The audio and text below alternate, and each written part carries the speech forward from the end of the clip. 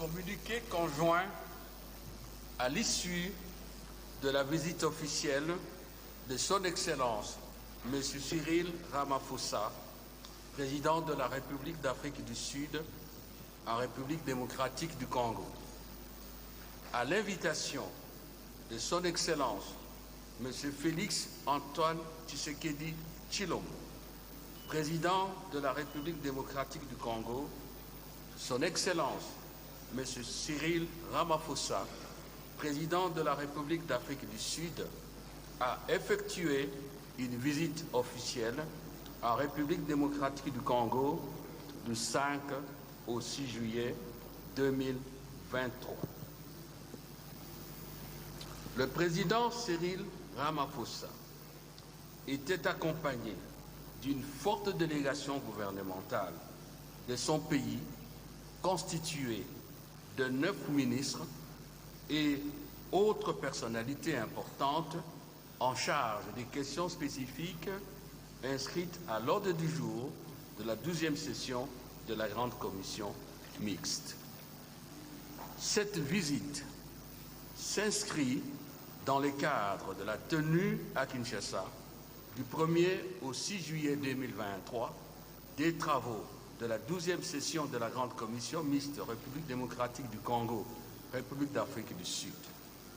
Elle était précédée du 4 au 5 juillet 2023 par la réunion ministérielle mixte de la 12e session de la Grande Commission mixte République démocratique du Congo, République d'Afrique du Sud, elle-même précédée par la réunion de hauts fonctionnaires des deux pays du 1er au 3 juillet 2023. Au cours de cette visite, les deux chefs d'État ont reçu les rapports de la réunion ministérielle qui s'est tenue du 4 au 5 juillet 2023 en préparation du 12e sommet de la Grande Commission mixte République démocratique du Congo, République d'Afrique du Sud. Ils ont eu un tête-à-tête lors duquel ils ont notamment abordé des questions d'intérêt commun au niveau bilatéral, régional et international et réaffirmé leur volonté commune de renforcer les relations d'amitié et de partenariat qui existent entre les deux pays. Les deux chefs d'État ont adopté ce rapport et ces 81 recommandations résumées comme suit.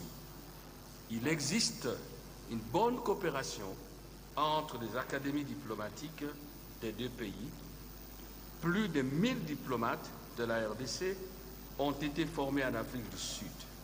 Une coopération robuste et historique existe dans le domaine de la défense et de la police.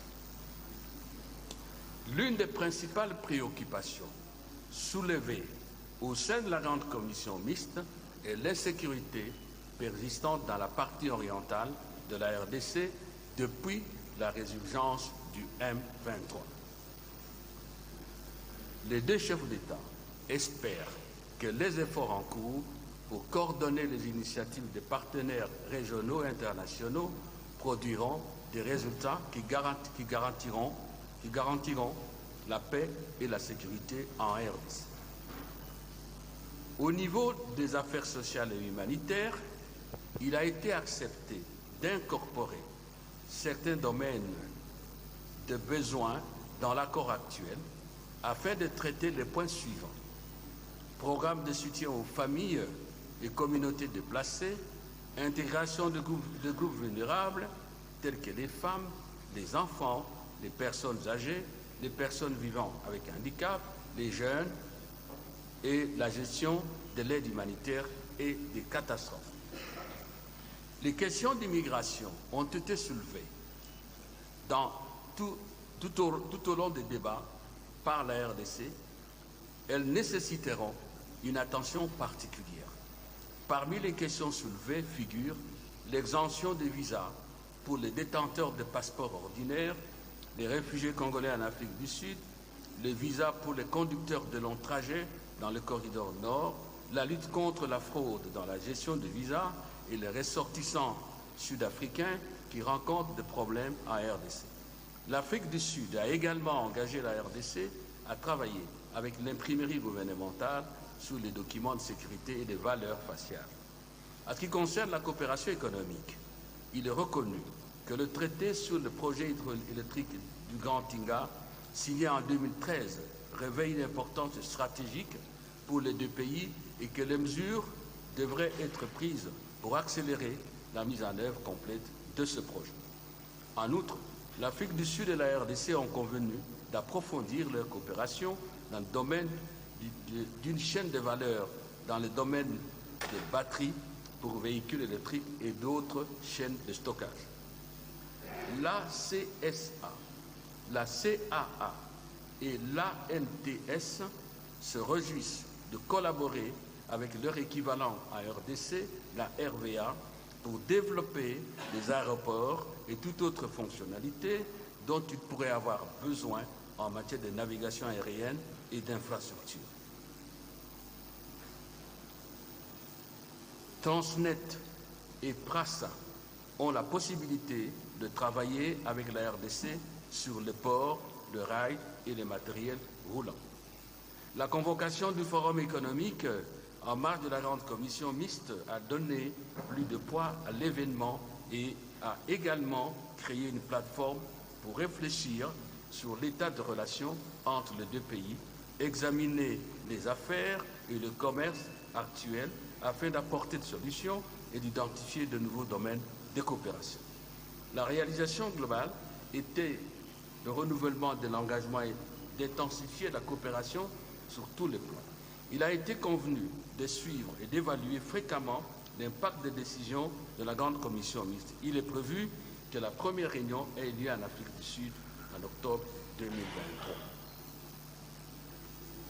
La coopération entre l'Afrique du Sud et la RDC en particulier, dans le domaine du renforcement des capacités, devait déboucher sur un État capable de maîtriser le destin de sa population. Une telle démarche va bien augurer la vision qui sera celle de la RDC et de l'Afrique du Sud de doter le continent africain de capacités humaines et de ressources nécessaires pour leur développement.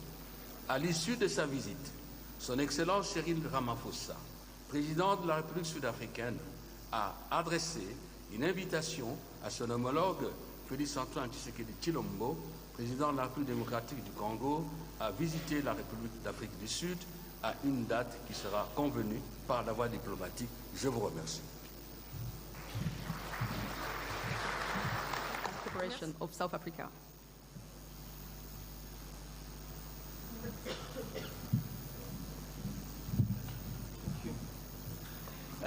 Thank you very much, Program Director.